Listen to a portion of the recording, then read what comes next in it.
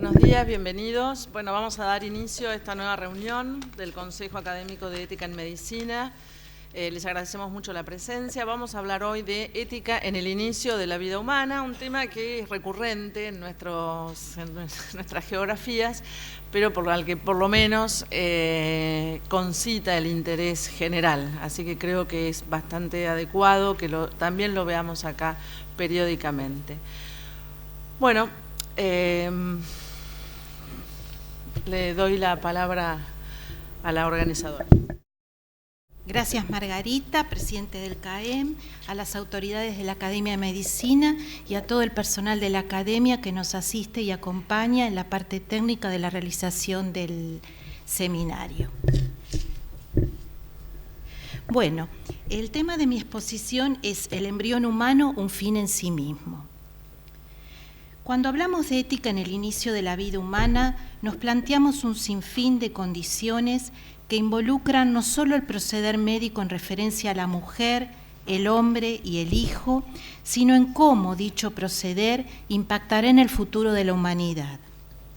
Como humanidad nos preguntamos, ¿hacia dónde vamos y cuáles serán las consecuencias de las decisiones que hoy tomemos?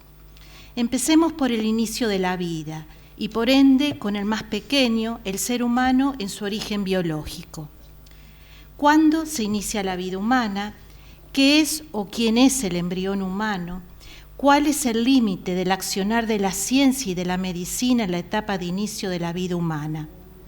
Para ello haremos uso de diferentes disciplinas conjugadas en una ciencia transdisciplinar, la bioética.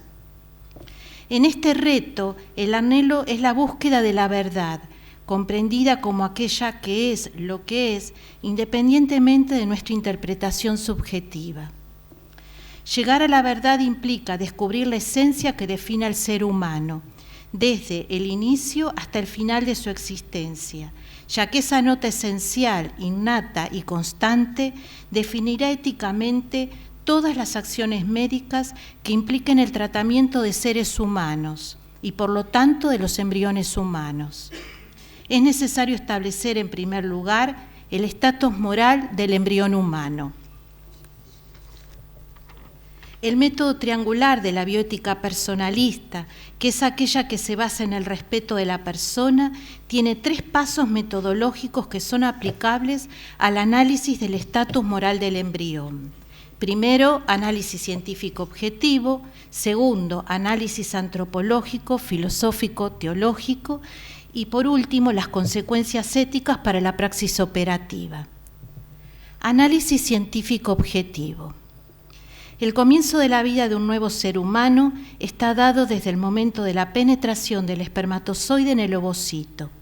Se inicia en ese instante la constitución del cariotipo exclusivo de la especie humana, el cual en forma gradual, progresiva y coordinada se activará. La fecundación comienza con el reconocimiento específico de los gametos de los padres, que da lugar a un intercambio de señales moleculares que permiten la activación mutua. Para que esto ocurra, es necesario que los gametos se encuentren en un estado de inactivación de la expresión génica y que tal situación sea eliminada por la interacción con el otro gameto. El primer paso es la interacción de los receptores del espermatozoide activado con la membrana celular del ovocito, que ocasiona una elevación y gradiente de difusión de los niveles del ion calcio, desde la zona donde ha ingresado el espermatozoide al resto del ovocito. Luego de incorporarse al ovocito, el ADN del pronúcleo masculino, por acción de los factores citoplasmáticos del ovocito, cambia su estructura y se expande. Ambos pronúcleos se sitúan en el centro del cigoto, se reorganizan y comienza la primera división celular. Durante este proceso tienen lugar 2 hechos fundamentales que permiten establecer que el cigoto es un organismo individual. Uno es el proceso de impronta génica y el otro es el de la polarización o asimetría celular. La impronta, metilación de las citocinas del ADN parental de cada gameto, cambia durante la fecundación para dar lugar a una impronta única y propia del cigoto. Durante todo el desarrollo embrionario ocurre una expresión o silenciamiento de la dotación genética recibida en el momento de la concepción que permite la diferenciación celular. El otro fenómeno que ocurre en la fecundación es la polarización, que consiste en una distribución asimétrica del material citoplasmático del ovocito. Se constituye un plano que tiene en un extremo polo celular el núcleo del ovocito y el otro polo celular está dado por el sitio donde ingresó el espermatozoide y que determinó un gradiente iónico de calcio máximo. La polaridad es una propiedad de gran importancia que consiste en una simetría y distribución ordenada de estructuras a lo largo de un eje. Esta polaridad es la que permite el desarrollo de la complejidad funcional en los organismos pluricelulares y también a nivel celular. La formación de un organismo necesita de la presencia de asimetrías a nivel celular que permita que luego de una división celular se constituyan dos células diferentes. Se considera entonces que la polaridad celular es un proceso autoorganizativo necesario para la diferenciación. La posición sucesiva de células que se han ido modificando permite, a través de una comunicación mediada por moléculas de adhesión, la inducción embrionaria. Este proceso regula la expresión selectiva de genes en las diferentes regiones del embrión. El plan a nivel genético que dirige el proceso por el cual el cigoto se transformará en un organismo adulto está determinado por genes conocidos como homeogenes. Estos codifican proteínas que son factores que regulan la expresión de otros homeogenes y las células guardan memoria espacial en forma de proteínas codificadas por ellos. La cascada de expresión de los genes que codifican moléculas de adhesión celular, sincronizada con la cascada de expresión de los homeogenes y los morfogenes, determina la información temporal y posicional del desarrollo embrionario. Solo 24 horas después de la fusión de los dos gametos existe en el cigoto un mapa de destinos celulares. En la primera división celular se constituyen dos blastómeros, desiguales y con destino distinto. Los blastómeros no solo son diferentes entre sí, sino que lo son del cigoto del cual proceden. Tienen en su membrana celular componentes que interaccionan, constituyendo una unidad orgánica bicelular. La interacción célula-célula activa los mecanismos de señalización intracelulares, modificando el estado del genoma e informando a cada una de las células de su identidad como parte de un todo bicelular. La autoorganización asimétrica se mantiene a lo largo de todo el desarrollo preimplantatorio, determinando interacciones específicas intercelulares y expresándose genes diferentes en las células, según la posición que ocupan en el embrión temprano. Cada célula del embrión temprano posee una historia espacial y temporal, como células diferentes de un organismo único, siendo un crecimiento celular caracterizado por la diferenciación.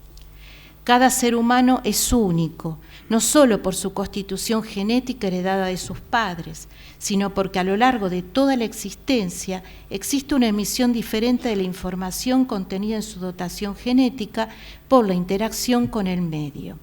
Esto permite explicar la existencia de diferencias en la activación genética en el caso de hermanos gemelos.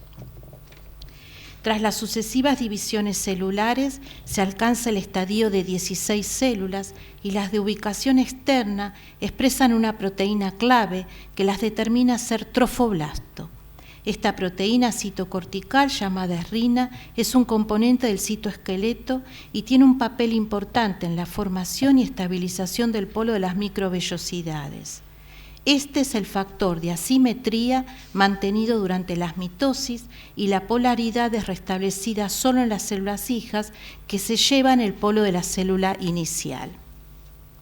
El embrión humano alcanza en el 5º día del desarrollo la etapa de blastocisto, estadio en el que aparecen dos tejidos diferentes, el trofoblasto, tejido extraembrionario, que permitirá el intercambio materno-fetal y será responsable de la defensa inmunológica durante la gestación, y las células del interior, que se aglutinan constituyendo el macizo celular interno, del cual derivarán los diferentes linajes celulares.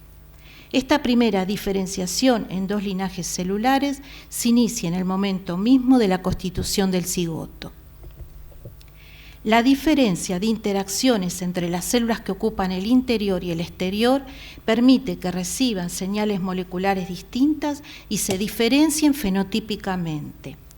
Al término de la anidación, las células del macizo celular interno se han organizado como disco embrionario bilaminar y la siguiente etapa, llamada gastrulación, transforma al disco embrionario en trilaminar.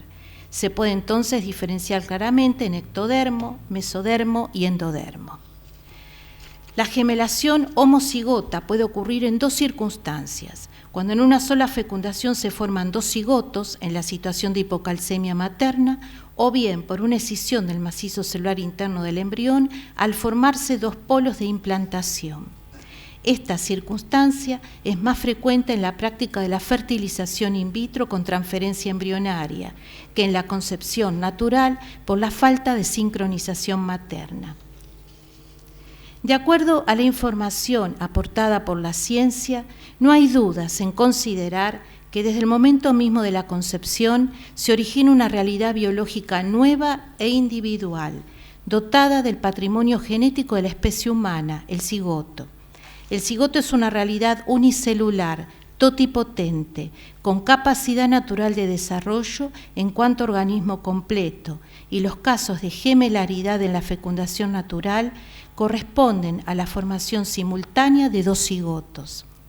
Este tema tiene implicancias en el planteamiento de los debates bioéticos, ya que hay quienes argumentan que por el carácter totipotencial del embrión temprano y la posibilidad de la gemelación, este no constituye una realidad biológica individual hasta el día 14, dando lugar en 1978 a la redacción del informe Warnock, que permitió la desprotección jurídica de los embriones humanos en los países con mayor desarrollo.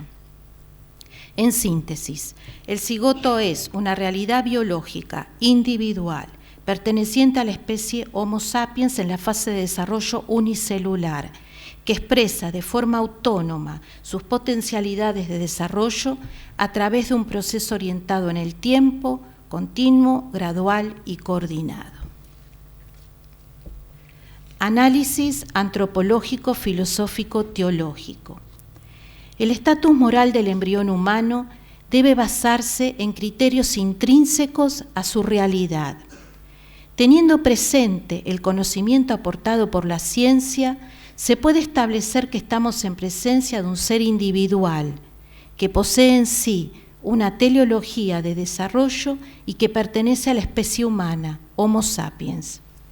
Desde el aporte antropológico, estamos en presencia de un ser humano dotado de potencialidades. ¿Se es o no se es humano? Desde la perspectiva del ser, no existen estadios intermedios, es el mismo ser que se desarrolla en el tiempo y el espacio. La definición de ser humano es ontológica y no cronológica. La afirmación de ser persona es de índole filosófica y se parte de esta consideración de la interpretación de la concepción de persona de tipo sustancial, referida a la misma naturaleza humana con capacidad de expresión desde el inicio de la vida. Desde el aporte de la filosofía se considera a la persona como una unidad sustancial, cuerpo y alma espiritual, de naturaleza racional, y desde esta perspectiva, la unión del alma espiritual con el cuerpo ocurre en el momento de la constitución del mismo, es decir, en el instante de la concepción. No existen fundamentos que permitan establecer que el alma informa e individualiza al cuerpo en un periodo posterior, ya que el concepto de vida implica justamente la ausencia de disociación del cuerpo y el alma. Se considera el alma en referencia al ser como el acto primero. Podemos entonces pensar que en la realidad biológica inicial, en el origen mismo del ser humano, ya se encuentra el alma espiritual, ese acto primero del ser que lo individualiza por toda su existencia como persona. Desde el punto de vista teológico, se considera que el alma espiritual de la persona está hecha a imagen y semejanza del Creador, teniendo, por lo tanto, una dignidad inherente por su origen y de fin por su sentido de trascendencia. En síntesis, la realidad del ser humano, desde la concepción hasta la muerte, presenta una plena cualificación antropológica y ética.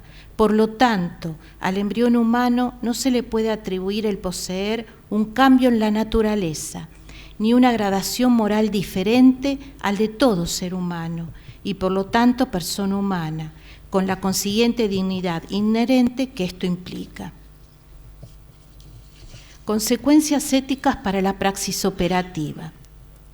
Es necesario dejar en claro que, independientemente de la consideración que se realice sobre la personalidad del embrión y basándonos en el dato objetivo de la realidad biológica, se puede afirmar que estamos en presencia de un ser que constituye una realidad individual y que forma parte de la especie humana. Por consiguiente, tanto su vida como su integridad son bienes a tutelar.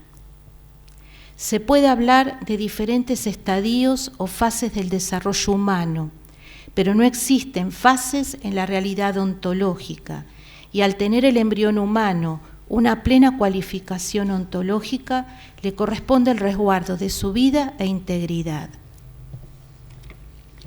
Proporcionalidad terapéutica en el inicio de la vida humana. Nos planteamos al inicio la pregunta: ¿cuál es el límite del accionar de la ciencia y de la medicina en la etapa de inicio de la vida humana? En los embriones humanos, como en todo paciente, son lícitos desde el punto de vista moral los procedimientos médicos con fines terapéuticos o diagnósticos, con intención terapéutica, que impliquen técnicas médicas proporcionadas y que sean valorados por los padres o tutores dentro del criterio de la ordinariedad. Es más, estos procedimientos son obligatorios, porque se trata de brindar asistencia médica a personas enfermas y en situación de particular fragilidad. La investigación sobre el embrión humano tiene la misma valoración moral que la investigación sobre cualquier persona. El consentimiento de los padres solo puede ser dado en aquellos casos en que no se dispone de la vida ni se pone en riesgo su integridad. Bueno, voy a leer ahora las reflexiones finales de mi trabajo. Reflexión final. La persona es un fin en sí misma, nunca un medio. Ser fin en sí mismo es inherente a la persona y por lo tanto a su dignidad de origen y de fin, y no reviste relación alguna con ninguna circunstancia externa al ser, como puede ser la fase del desarrollo o la condición física.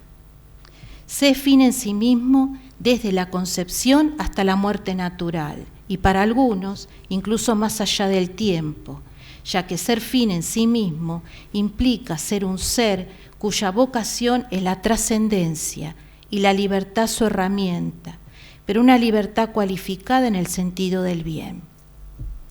Un embrión humano de pocas células es, en cuanto persona, un fin en sí mismo y no un medio que puede ser utilizado en función de las expectativas de otros, ni siquiera las expectativas de los propios padres.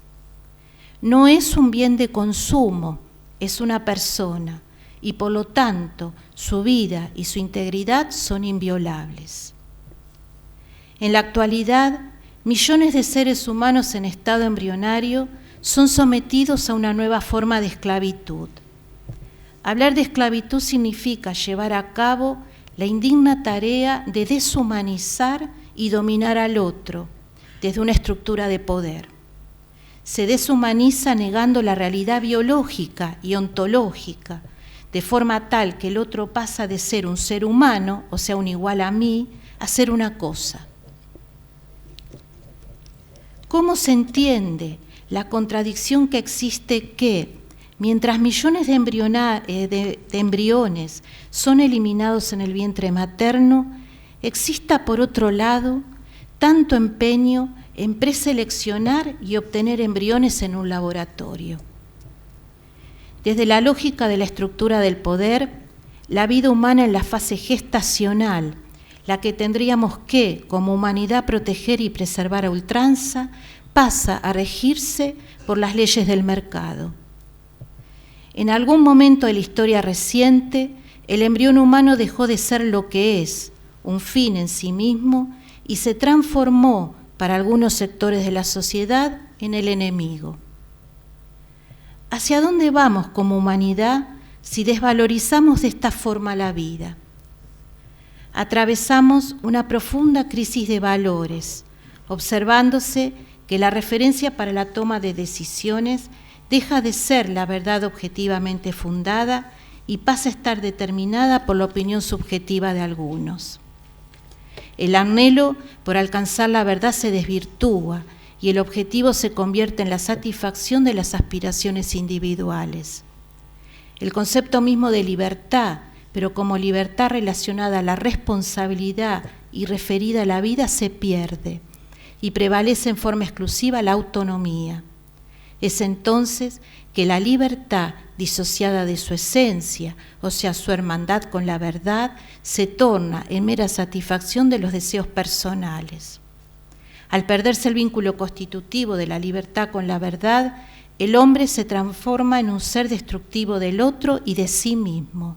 Reniega de su esencia, de ser mejor persona y de su vocación a la trascendencia, desconociendo que no es la opinión subjetiva lo que determina el accionar ético, sino su orientación a la verdad. El hombre actúa libremente cuando su acción está referida a la verdad, y es esta la que lo moviliza, lo saca de la indiferencia y lo compromete con su interioridad. Ser libre es justamente respetar la propia esencia, es orientar la acción exclusivamente a la verdad. Solo así se llegará a descubrir la realidad de la naturaleza humana, sin saltos cualitativos de ningún tipo, sin saltos en la valoración ontológica, sin ningún tipo de gradación ni de discriminación, sin umbrales de humanidad.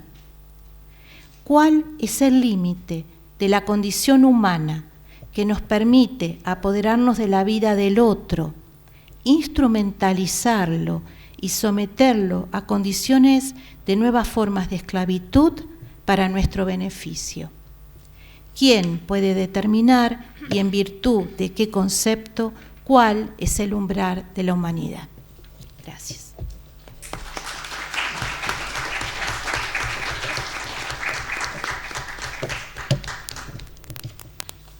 Bueno, lo que quería aclarar de mi presentación es que nunca se puede omitir el dato de la realidad objetiva biológica. O sea, podemos tener diferentes apreciaciones filosóficas, antropológicas, algunos tendrán consideraciones teológicas, otros no, pero el dato de la realidad biológica es el paso primero y fundamental cuando hablamos del bien a tutelar, que es el respeto de la vida y de la integridad del embrión humano.